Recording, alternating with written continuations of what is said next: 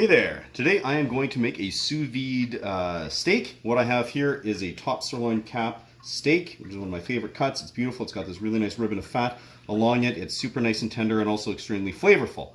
I'm going to sous vide it and I'm going to use a vacuum seal bag. Now in this I have placed a little bit of bacon grease, and that is so a couple of my aromatics here can kind of just kind of simmer and saute in that while this is sous videing. So I just took a garlic clove, kind of just sliced it into some pieces here, and I've got this semi-dried rosemary. And first move is to just place them in here. I like to keep this really simple so that hopefully the meat can still shine as a just the flavor of the beef because it's so delicious. But I do want to have some aromatics in here. It's one of the benefits of cooking sous vide. And in this bowl here, I've got some home smoked, it was pickling salt, so really nice flakes of salt that I smoked, and then also some smoked peppercorns, which I just broke up with the mortar and pestle. So I'm just going to apply that quite generously. You can do that when you're cooking sous vide. Get lots of that seasoning onto it. Pat it on so it doesn't fall off as easily. Going into the bag. There we go. Just a nice amount of that on there. Pat it on. Then I'm going to carefully pop it into the bag, like so. Then I will vacuum seal it, and you'll see what that looks like vacuum sealed. So there's the steak all nicely sealed up. I did a double seal on both ends of the bag here just to help prevent it accidentally popping open, possibly just averting disaster there, having to clean up the precision cooker. Now I know that there is heavy debate in the culinary world and online and whatnot about whether or not to bother sous videing steak. I like to do it for certain cuts, especially this one here, so it can just really simmer. It can take on these flavors here and just get really nice and tender. And I mean, I've got the precision cooker and it's fun to play with my toys. So argue with me all you want. I'm still sold on this. Now, I'm doing this first thing in the morning so that everything can kind of hang out and that salt and pepper can really get in there. I'm only going to cook this for like maybe 2 hours later on, so I'm just going to leave it hanging out until I'm ready to get the water bath going. Well, we are about 2 hours away from when I actually want to cook my meat, so I'm just going to take my vacuum seal bag, plug it into a hot water bath.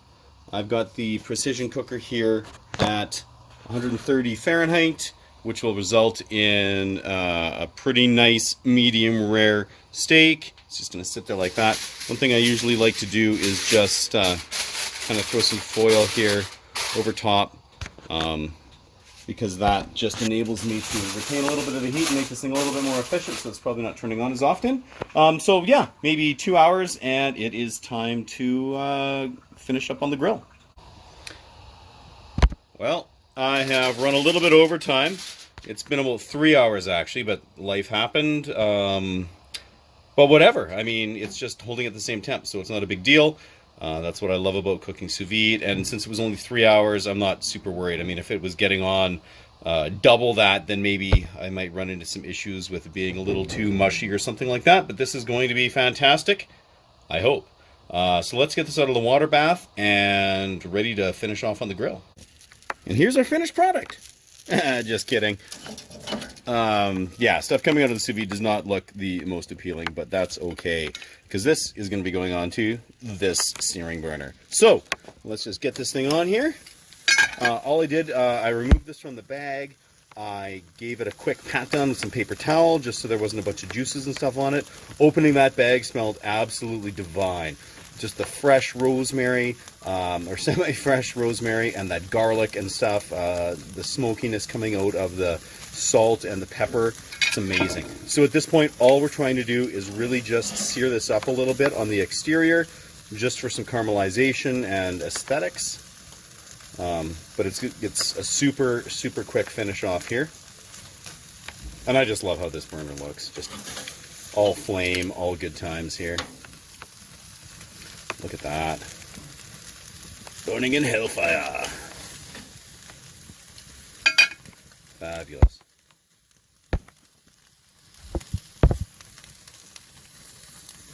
And let's check this other side here. Oh, just a touch more. A little more crispiness. Beautiful. All right, well, I'm just going to turn off this burner. and get her up. There's lots of different ways you could finish this off. You could do it using a torch, using I really like charcoal a lot. Today though, I just wanted to do something quick. The propane is a really nice way to kind of finish that off. Again, with that searing burner, it's nice and hot. So let's get this inside and sliced up. All right, here we are. Let's just give this a nice slice here. Get into this. Oh yeah, coming off a nice medium rare. It's beautiful. It's going to be super juicy, super tender, absolutely delightful. I cannot wait to have this with some nice fries and some Caesar salad. Absolutely stunning. This is why I love cooking the steak sous vide. You get that perfect even doneness throughout. You get the tiniest little bit of difference on the exterior just when you do that sear. But other than that, it's consistent and fantastic. Yeah, so keep her at 11.